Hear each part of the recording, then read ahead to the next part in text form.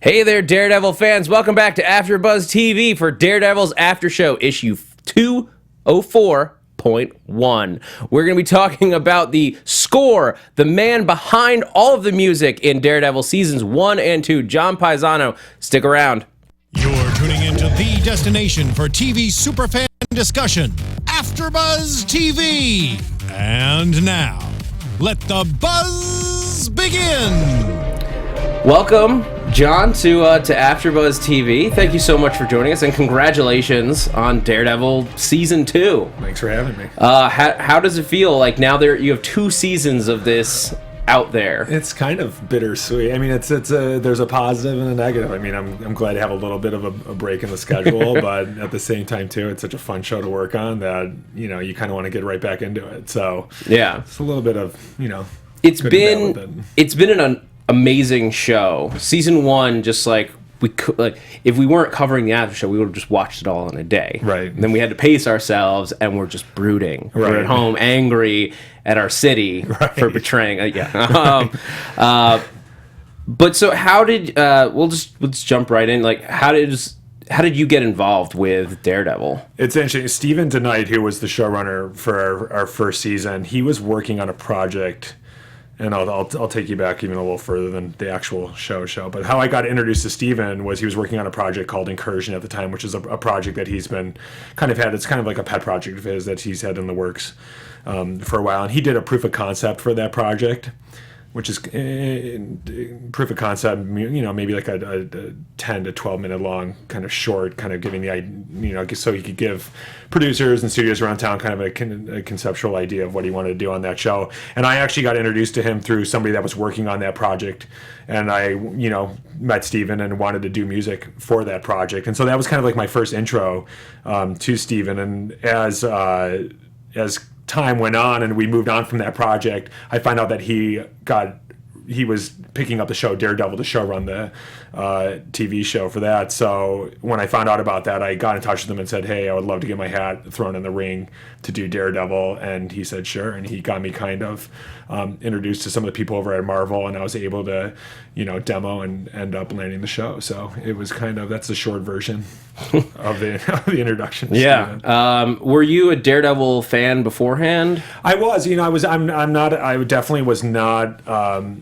Especially in the comic book world, you have to be very careful of saying what kind of fan you were or weren't, because there's so many different levels of it. But I'd always been, I was such a movie fanatic growing up that I almost bypassed the whole comic thing and went straight into cinema and film. But I was always very familiar with the Marvel Universe and kind of growing up, these movies have been made even since I was a kid. So I definitely, do I know all the different lore of Daredevil, from the very, very beginnings to where we are now? No, not everything, but I definitely was very familiar with, with the world.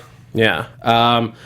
So once you're into this universe, what was the first step in figuring out, I'm going to do this with Daredevil, I'm going to approach it from this direction? I think, Steven had such a, precise vision of what he wanted to do with the show musically, that in many ways it was very, I don't want to say it was easy it wasn't easy to find it, but it was easy to at least know what direction we wanted to go in. Daredevil, is a very, very grounded superhero. He's, a lot of normal, regular people can relate to him. He doesn't have a cape and he's not flying around the city and he's from outer space and all this stuff. But not that we know of, anyway. Yeah, not yet at least. Maybe season 25. We still don't know what the ooze radioactive substance was. Right. So the fact that he's handicapped, he lives in New York City, he's a lawyer, all these things a lot of normal people obviously can relate to. And Steven really wanted to make sure that the music and the show in general was very grounded. And when I heard the word grounded, the first thing I thought of was, how can we do this? How can we do a superhero show and make the music minimal? And I've used this term 1,000 times. How can we make it so the music's felt and not necessarily heard? And still provide all the action and the energy and the excitement that the show gives us, So there was this and also too, Matt Murdock has a very dark side to him, and he's got a lot of history involved with them in Hell's Kitchen and New York City, and there was a lot of these different elements that contributed to his character and to who he is that we also wanted to make sure could play a part in the soundtrack. So I think with all those different things, it really helped kind of develop the sound of where we ended up with Daredevil. But the trick was, though, like I said, I wanted to keep the score grounded. I wanted to make it something you felt and not necessarily heard. How do we do all that, but at the same time to provide the energy and the emotion and the epicness of a comic book hero? So there was definitely a trick involved with that, and I think, but having that clear vision from the onset, we didn't have to spend a lot of time testing different genres of music out in the show to figure out where we wanted to go. At least we knew where we were going, and then the trick became, okay, how do we apply everything that we're doing to get us there? Great. A lot of the music, a lot of it's felt almost understated in a way where I'm not really noticing it the first time, except in very key pieces, right? Where I'm because we're dissecting it every week. Right. We're oh, that score ramps up here, or then when I go listen to the score and then go back and rewatch, right? Because I have it on my it's a weirdly good score for bike riding. I find people like working out to it, which is funny. So it gets you moving. Yeah, gets me home 5 minutes faster. Right. I feel like I'm in danger. Just be careful. But so I had the question there somewhere. When you're how do you figure out where the right balance is between something that's going to be very present and something that's going to be almost unheard? Yeah, it's there's certain things contribute to things contribute to me trying to find my way through the score. And I think the one thing that's great about scoring in general, with whether it's film or TV or video games or whatever format it is, it's a very collaborative process. There's lots of other people involved in deciding the spotting of a film. It's not, they don't just give me the show and say, take the show and come back in a week or so and we'll listen to it all. And there's a lot of discussions, there's a lot of input that goes into, we want music starting here, we want it ending here, we want it to hit this emotion here, and it comes in there might be 10 different ideas of how to score a scene. I think it's my job to take all that information, whether it's coming from an executive, whether it's coming from the showrunner, whether it's coming from another producer on the show, or whether it's coming from the editor who cut the show together. You're being bombarded with all this different information that's coming towards you, and they're saying, we want this, this, and this, and this. And I think it's my job to take all that information, absorb as much as I can, see if there's any commonalities between what everybody wants, and then try to produce something that incorporates all that. You know, and sometimes you can incorporate some of it and not most of it. Sometimes everyone's on the same page. So I think it's one of the overlooked things when you're a young composer coming up in this business. I think, at least the way I thought it worked, someone's going to hire me, I'm going to get this show and be able to do my thing on it and do exactly, and 90% of the time, you're doing that, you're playing that game, you're trying to figure out how to make all of these different ideas that are coming from all these different places work in the show. And to circle back to your original question, that's kind of the process we use in order to, help arrive at where we arrive at with the score, So it's a very, there's a lot of collaboration involved in the scoring process. And, it's interesting for me. I have a hard time writing music now if that's not going on. If I'm just, video games are a challenge sometimes because they say, we want you to write this type of music and imagine it's going to be for this. And you're just writing, you aren't writing to picture, you aren't writing to gameplay, you're writing an action piece, and they want to take that and arrange it how they want to arrange it. And it's a whole different art form. So it's a little bit different than writing to picture, at least with picture, as I'm pointing to the picture, at least with picture, it gives you some boundaries and it gives you a roadmap. in order to put your music against. And it kind of leads you in many ways. Picture's king and the dialogue's king, and you're kind of just using that to kind of, help weave what you want to do in a scene and stuff. So it definitely informs you a lot of what you need to do. Yeah, so is there a lot of like back and forth between like you and like once it gets to like the final mix? Because there's one scene in particular where the sound just stood out to me. Yeah. What was when they're fighting the hand, when it's Elektra and Daredevil fighting the hand over the pit in, I believe it was episode 8. It was either 7 or 8. Because of the ninjas, like the sound got almost like muted, like there was like a filter between you and everything going on, including the music. Yeah. So do you just write the piece and then they sort of find a way to balance it in there, or is it a back and forth? There's sound, we'll call it post sound. Post sound is happening at the same time music's happening. So all the people that are doing the sound effects and the, the whooshes and the swooshes and the carbis and all the different things, that's happening at the same time I'm writing the music. And there a lot of time we're in sync with each other and we're trying to suss out how this is all going to work. I'll go to a spotting session and Doug and Marco would be like, at this moment right here, we're going to have the sound people do this. Can you do something that can complement that? Or vice versa. They'll do sound spotting and they'll say, we're going to have John, do a big rise right at this moment right here. So don't give us too much that we have to, there's a battle on the dub stage of trying to find sonic space for all of it to live. Other times they just let us do our thing and they sort it out on the dub stage. Got it. So it's,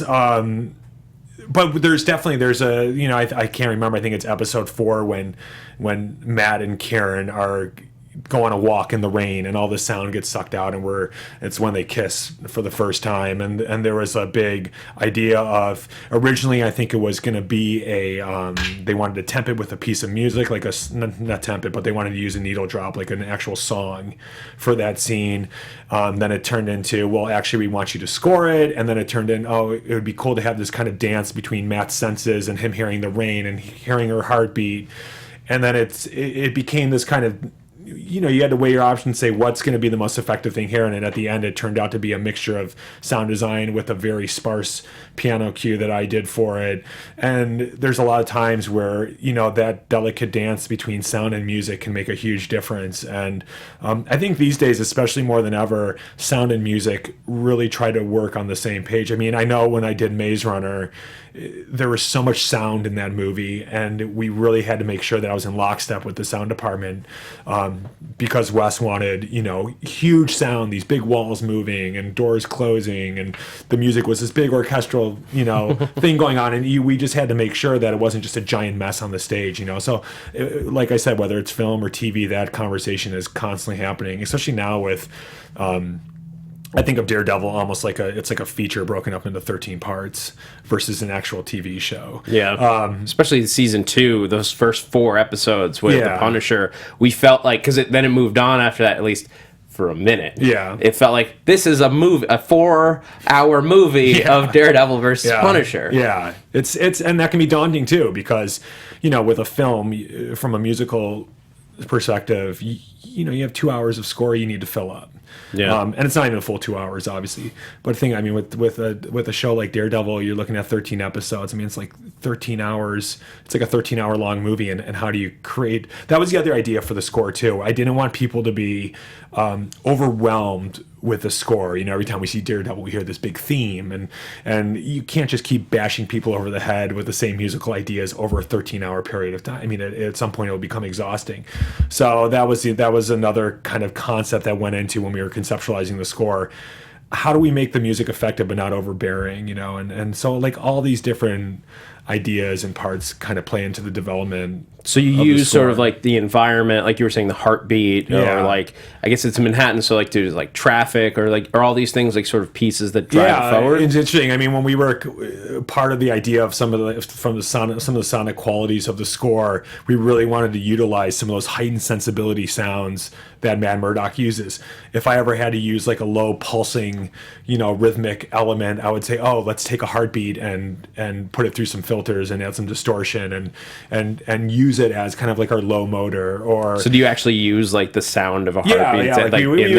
We would mimic the like the beat of it, as opposed to attaching a mic to somebody. I mean, we didn't get that creative.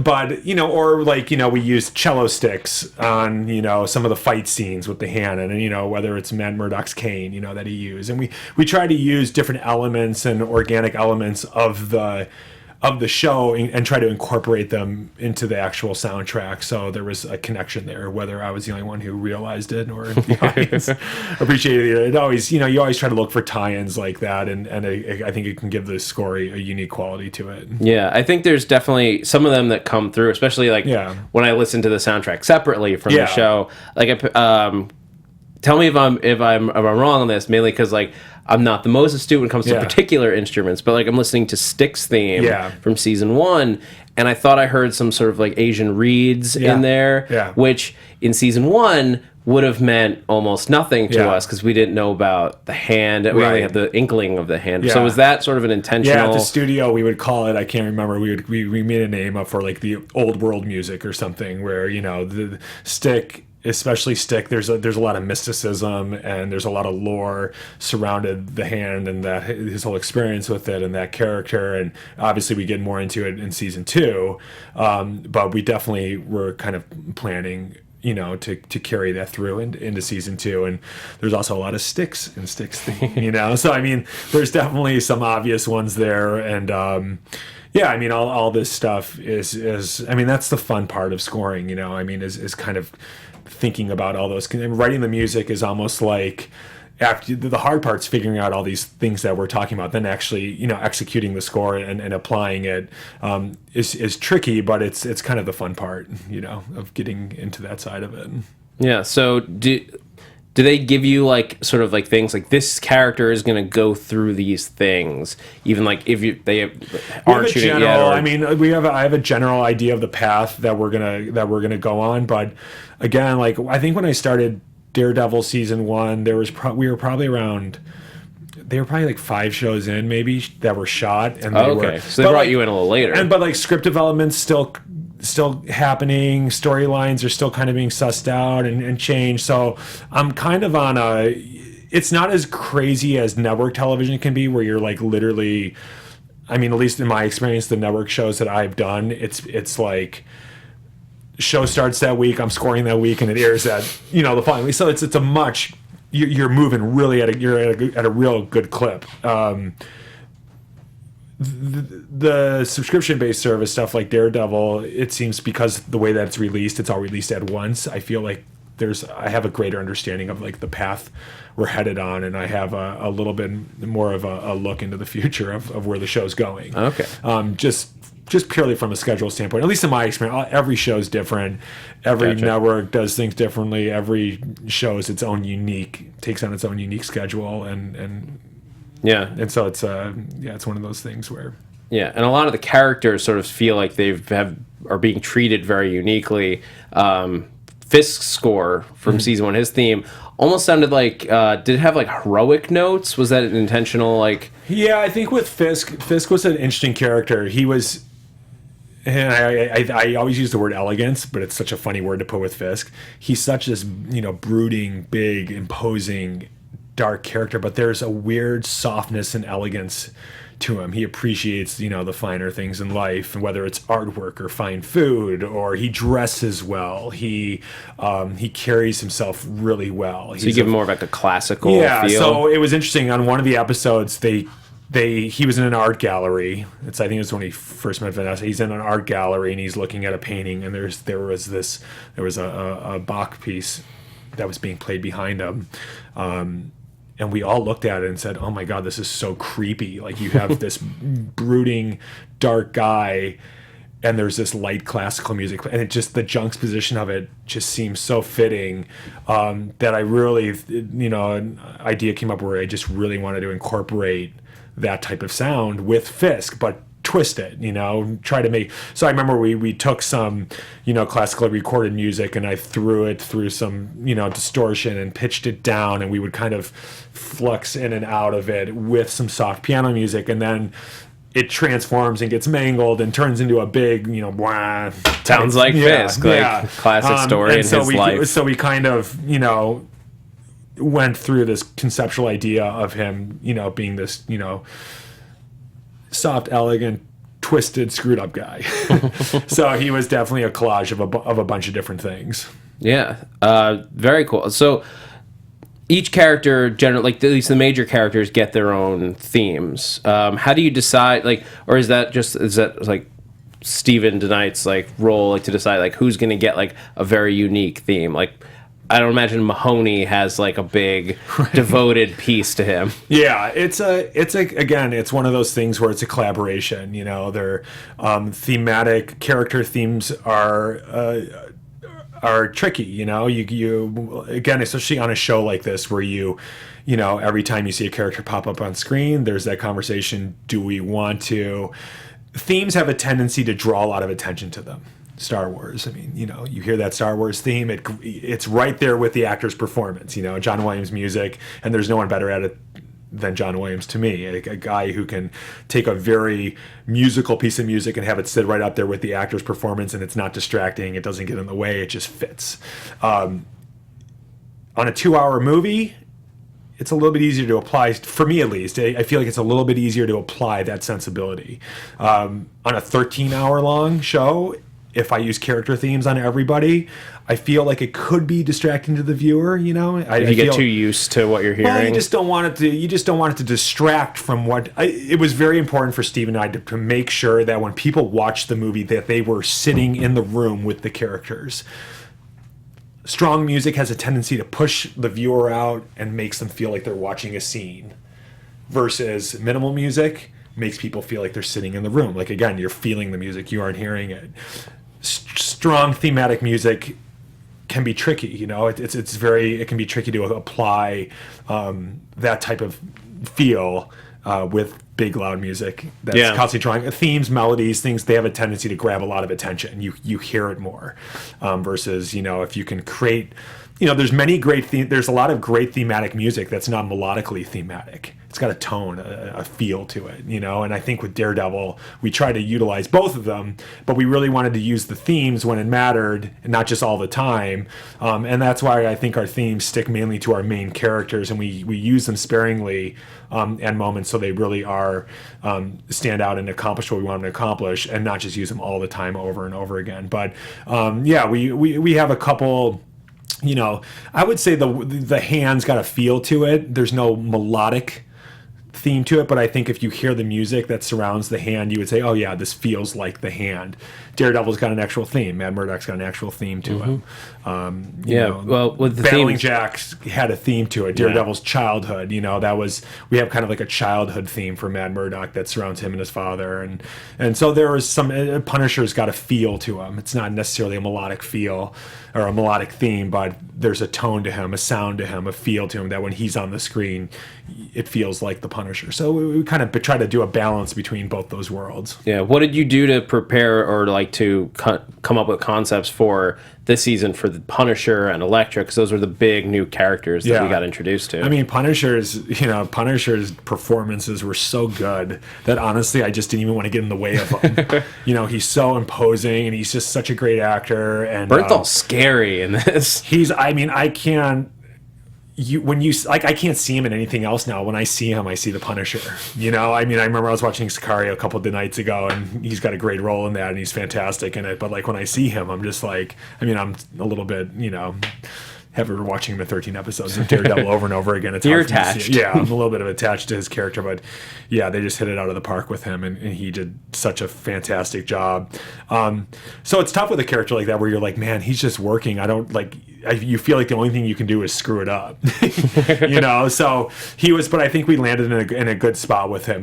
We just kind of supported him and didn't really try not to get too much in the way until we really had to kind of, until it really called for it. Yeah.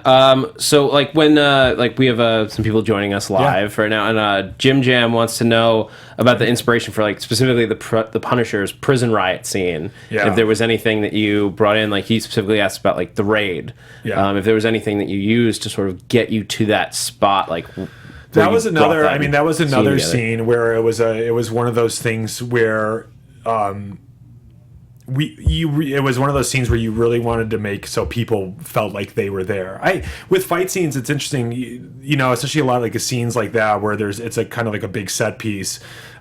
There's a delicate spotting thing that goes on where it's like, where do you have music, where do you not have music? You want to invite the viewer in, but you still want them to feel all the energy of the scene. And it was again another one. And there was also too, when you have punches and you have, you know, a lot of different sounds that's happening, you want to be in concert with all that stuff as well. So I think that was another one of those scenes where there was a long, lengthy conversation about how do we want music participating in this scene. And I think it was I think we did a good job with it. I think it really worked well. Was there any like specific inspiration on that scene?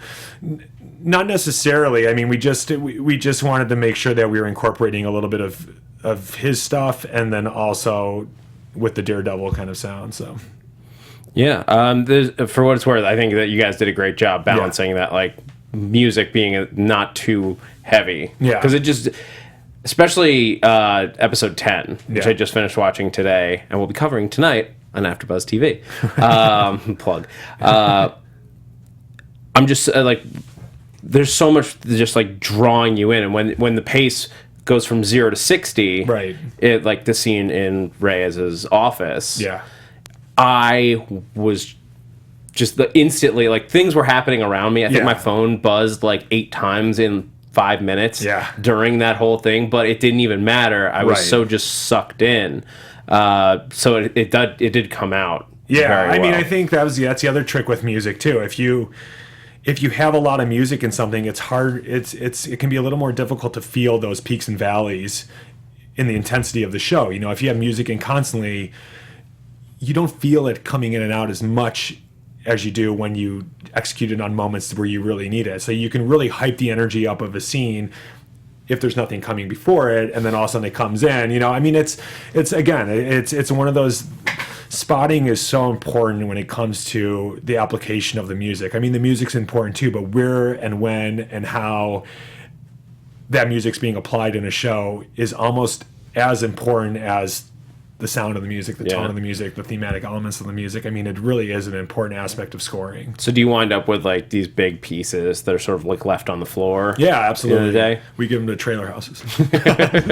No, I mean, Daredevil's, you know, I think being in season 2, there's not a lot of waste. You know, I think we generally knew where we were headed. We still wanted it to feel like season 1. It was important.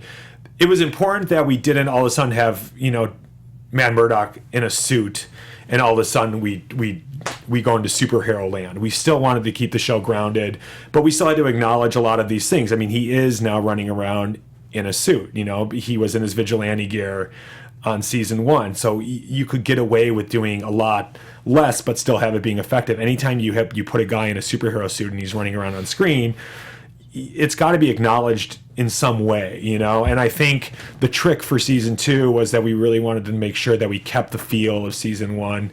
We made sure everything was grounded, and we wanted a continuation of the world that we created, but we had to bring it up.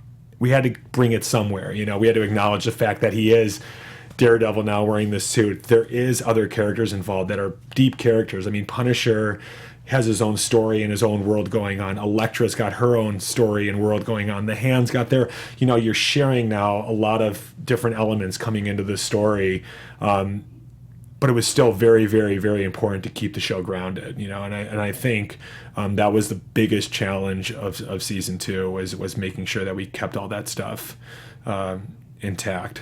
Yeah. A lot of people are loving the score. Mike Kalinowski, one of our other hosts here, he wants to know, are we going to get a season 2 score release? We're working on it right now. Yeah, I mean, it's more or less prepped and ready to go. It's some red tape it's got to go through, but yeah, absolutely. I'm going to get it out there, and people just keep tweeting Marvel music to get it out there. Put it out. It will get out Mike's there. Our DC guy. Yeah. Even he loves this stuff. Yeah. No, it's good. It's making the soundtracks for these shows is so tough because there's so much music. You know, I mean, 13 episodes worth of score, and it's like, It's a really difficult task editing together a good soundtrack. I mean, soundtracks in general are tricky enough when it's a 2-hour long film because there's so much music, and a lot of it, a lot of the stuff that ends up on the soundtrack is like,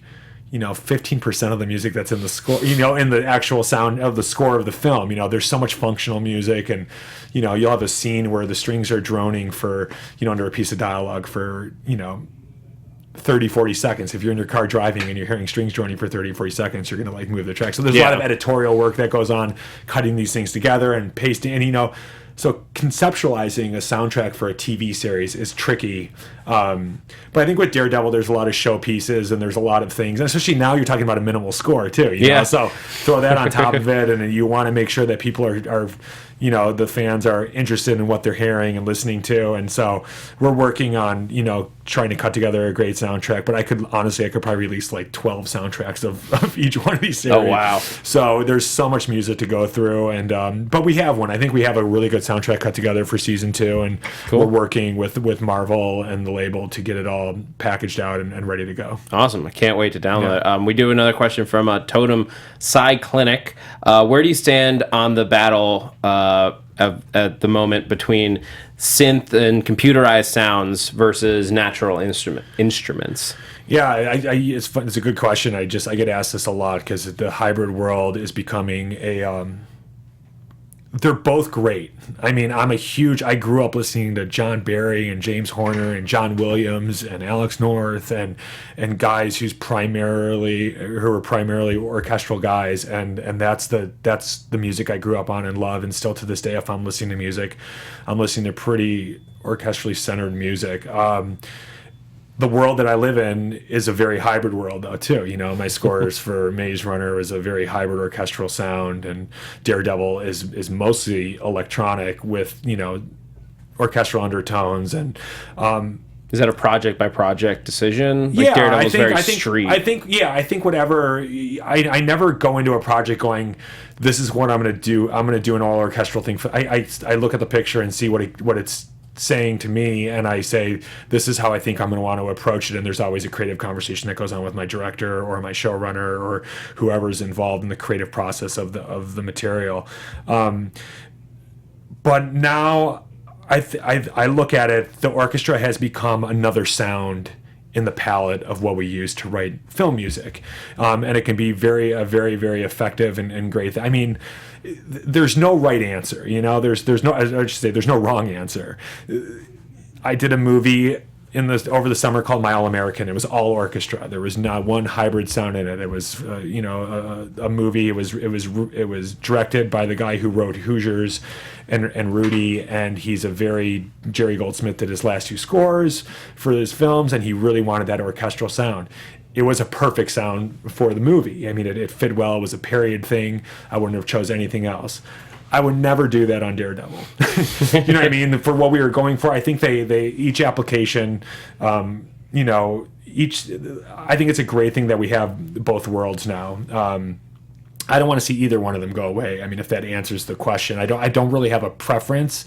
The most important thing is that the music's, conveying what we needed to convey on screen, and having both vehicles to use is a great thing. I think it'd be really, really hard and difficult, and that's why I have so much respect for guys like John Williams and Horner and, these guys who are able to get all these different feels and emotions using just an orchestral setting. It's difficult, when you just have one, tonal center you can kind of lean on like that, and now today we have so many different things. I mean, there's so many cues now, it's almost like sound design, some of these cues. It's not, we're writing types of music now that didn't exist 30 years ago, by using some of these elements. So it's a cool world to be in, and every day it's growing. I mean, the especially on the hybrid side, I mean, it's just it's getting crazier and crazier with the stuff that we're able to do. And also, I think it's a godsend for television. I mean, there's a lot of TV budgets that can't hire a live orchestra, and we have to rely on the electronic, and we'll call it the mock-up, to be our orchestra, and TV shows now can have big cinematic orchestral sounding scores, and not hire an orchestra. Would it be great to be able to hire live players every show? Absolutely, but sometimes it's not even a budget thing. It's just a time thing. Like, we don't have time to get everyone in the studio, get all the music copied, get the conductor in, get it all mixed. I mean, we have to turn out 40 minutes of music sometimes in 3 or 4 days, and sometimes we don't have that luxury to, get live players on things. So having the electronic side of it allows us to at least apply that sound in stuff that maybe we wouldn't be able to. So I think it's been a great thing, not only for composers, but it's also great for the fans and people out there that still want to have that cinematic sound in their, whether it's a TV show or a video game or even some films. It definitely gives us one more tool to apply and even mimic acoustic instruments in an electronic world. So. Yeah, I think it's fascinating to see how it's all coming out and the different scores that we're seeing and all this stuff. Daredevil especially. Let's talk dream scenarios for a second. Like, is there any project that you are just like you would love to create music for? Whether it's a superhero show or just like something like a book you've always wanted to see. Yeah, unfortunately, a lot of them have already been done. I love big genre movies, I'm working on a dream scenario right now. Maze Runner's been awesome. Doing a trilogy and being able to carry the score from one movie to the next movie. I love my director. Wes is like one of the greatest, most creative, easiest guys to work with. He lets you do your own thing. He pushes you in directions that you would never go. I really am. Maze Runner has really been a dream come true. Daredevil's been fantastic in its own right too. Anytime you can work on a property as well known as Daredevil, it's fantastic. I'm doing some video game stuff now, which is awesome. That's a new world that's opened up to me that is such a creative world that is so unrestricted, and it allows for so much experimentation and development, and the process in which you go about creating the music for these games is second to none. As some of the biggest budget films we're doing in town, we're creating the music the exact same way for these video games. So it's become a real great experience for me to start, getting into that world. And I'm working on some fantastic games. Unfortunately, I can't say what they are right now, but I'm working on some just huge games that are coming out. And then according to literally even IMDb calls it rumors. Yeah. You're working on Godzilla 2? That's a rumor. Yeah, absolutely. I wish I was. Gareth Edwards, if you need me to do it, I'm ready.